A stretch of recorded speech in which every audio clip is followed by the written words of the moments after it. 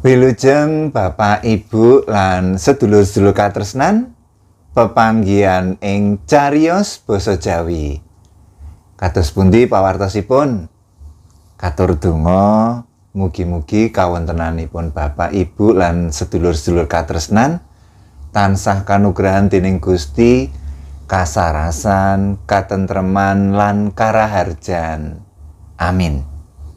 Yang wekdal niki kula badhe ngaturi cariyos alaming lelembut anggitanipun Jait Belor kanthi ira-irahan Ketanggor. Kados pundi lelampahipun? Sumangga sugeng midhangetaken.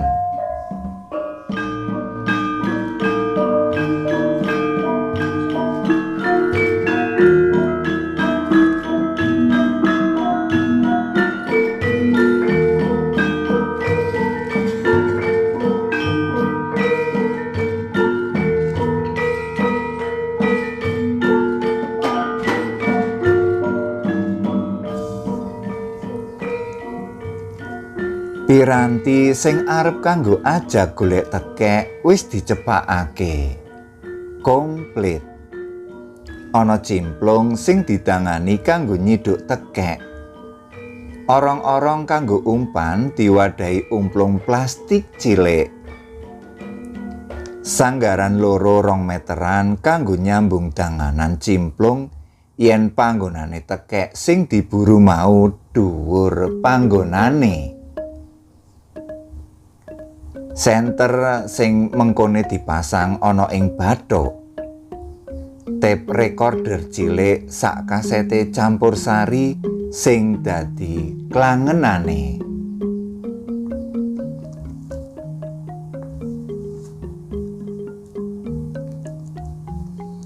Sutarno pancen pemburu tekek sing kawentar ing lingkungan desane. Merga pakartine Sutarno kuwi wis arang-arang meneh suarane tekek. Sajake kewan mau wiwit cures merga pokal gawene priya sing diparapi Sutarno tekek iku.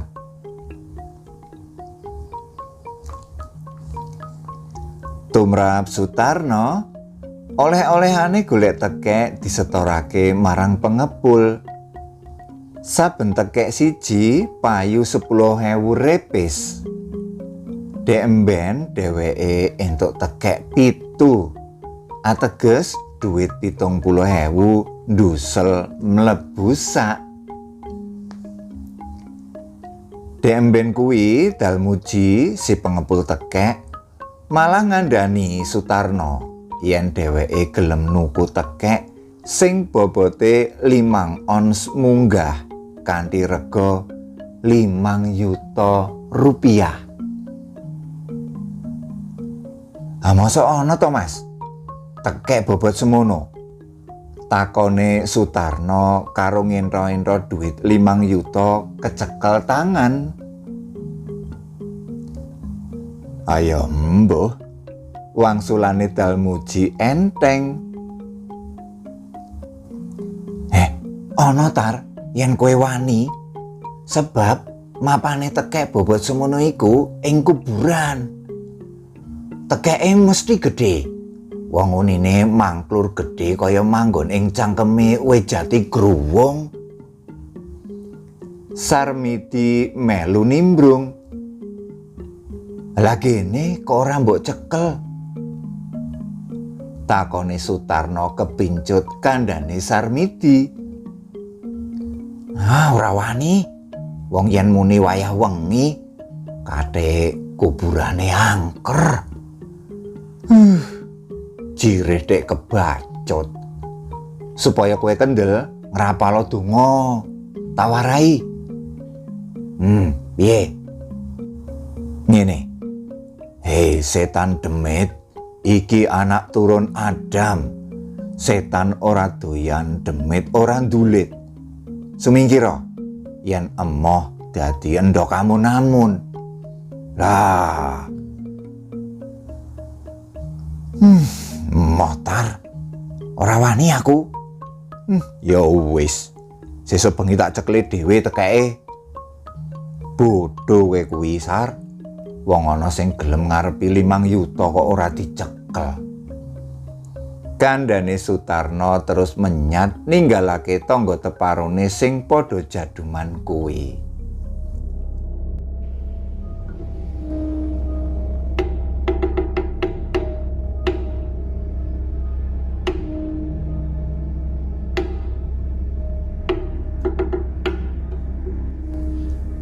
Kendhongan ing bali desa ditabuh kaping 9. Sutarno samapta ing gati. Tape recorder cilik wis gumandhul ana ing gulu. Senter bathuk wis tumemplek. Piranti ajak tekek komplit wis digawa njangkah metu saka ngomah. Ing jaba peteng dedet. Malam jemuah kliwon wis ora direwes. Saka dalan mlangkah galengan sawah ngener arahe kuburan sing jare angker kuwi.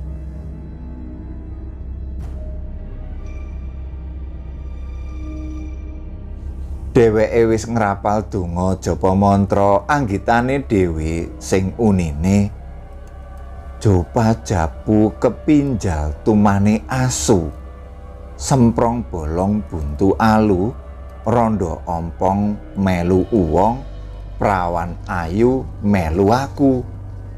Aku turun Adam, setan ora doyan demit ora ndulit.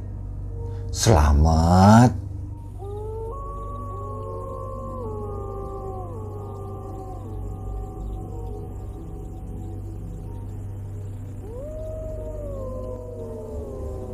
Ora malang tumoleh, jangkai gagah kaya prajurit kang arep umangsah ing yuda. Lakune Sutarno wis manyuk tekan sanding pager kuburan.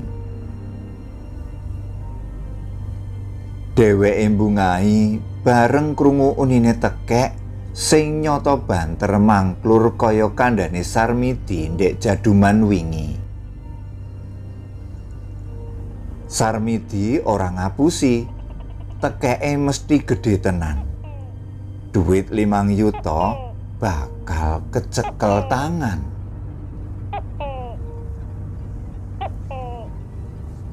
Melangkah pager tekan jero kuburan, jangkai Sutarno ketimik-ketimik sinambi niling-nilingake pernahe suarane tekek.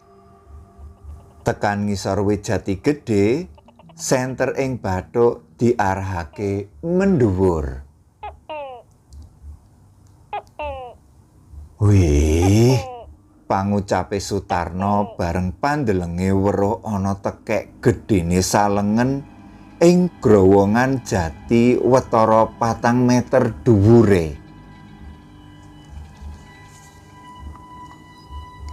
Kanthi ati bungah, Sutarno nyetel tape recorder campursari irama dangdut. Tangane uwet nyambung cimplung karo garane. Tekek disenteri meneh.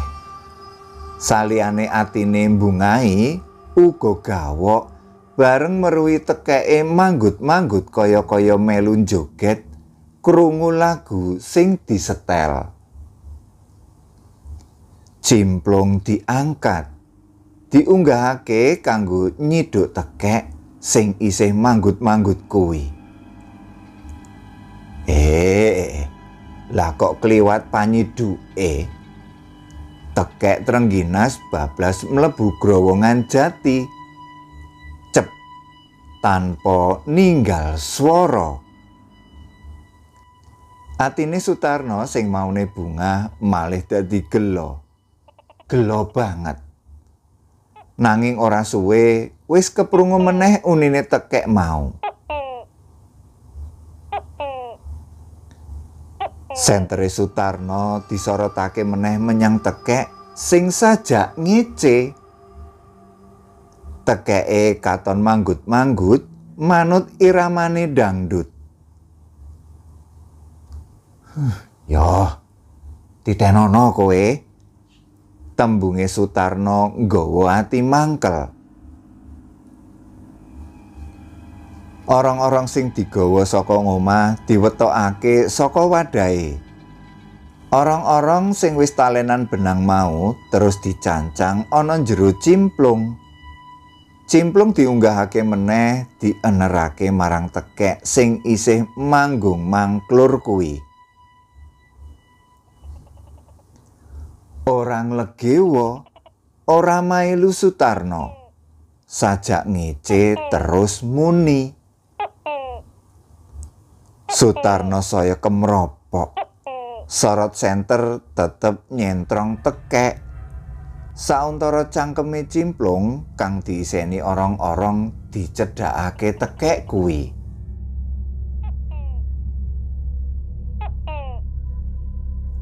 Lah dalah. Bareng weruh orong-orong kleperan ana ing jero cimplung, tekek jumbo iku terus wae nyelorot mlebu cimplung. Sutarno surak. Rumangsa kasil anggone nyekel tekek gedhe kuwi. Cimplung diuwelake supaya tekeke ora bisa metu. Nyoto tekek raseksa sebab cimplunge krasa abot banget. Mergo ora kuat nyangga, cimplung terus dirubuhake. Sutarno nututi ndangake anggone nyekel tekek sadurunge mbrobos metu.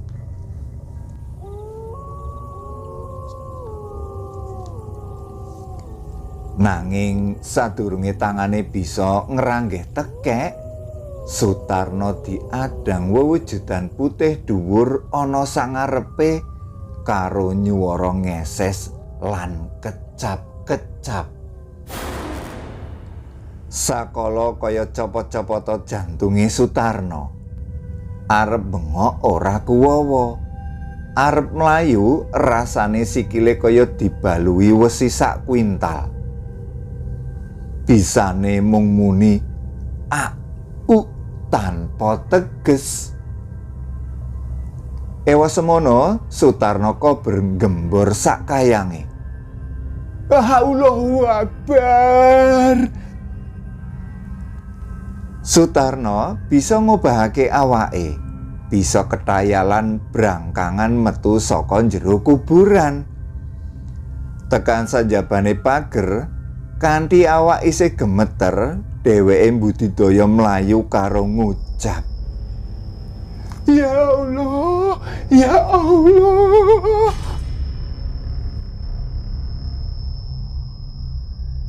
Nganti tekan dalan saklori kuburan sing tumuju tekan desa. Barang-barang piranti golek tekek ditinggal sebrung, kajaba senter bathuk sing isih kumantil. Sutarno mlayu satitahe karo nata ambekan.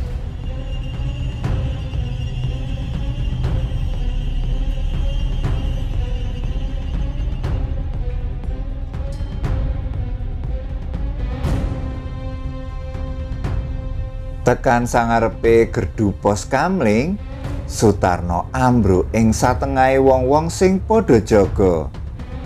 Ambekane melar mingkus. "Halo, kok kowe Tar? Kok ngendi?" Takone Sarmidi kaget weruh Sutarno katon kamiweden. Kono. Kene aku njaluk ngombene dhisik. Mengko tak kandhani. Wangsulane Sutarno karo mapan lungguh. Sawise kanca-kancane Sarmidi, Gudel lan Bejo padha melu mapan lungguh, Sutarno banjur nyeritakake apa sing mentas dialami ing kuburan angker kuwi. Krungu critane Sutarno, kanca-kancane malah padha geguyu semu melehake. Jare setan ora doyan, demit ora ndulit Tar. Ujare Sarmidi karo gleges. Embuh lah, ucape Sutarno. Saiki ketanggur tenan to kowe, Tar. Gudel sing mau mung meneng melu melehake.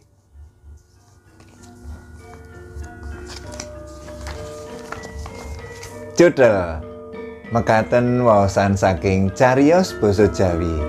Mugi ndadosaken panglipuraning penggalih.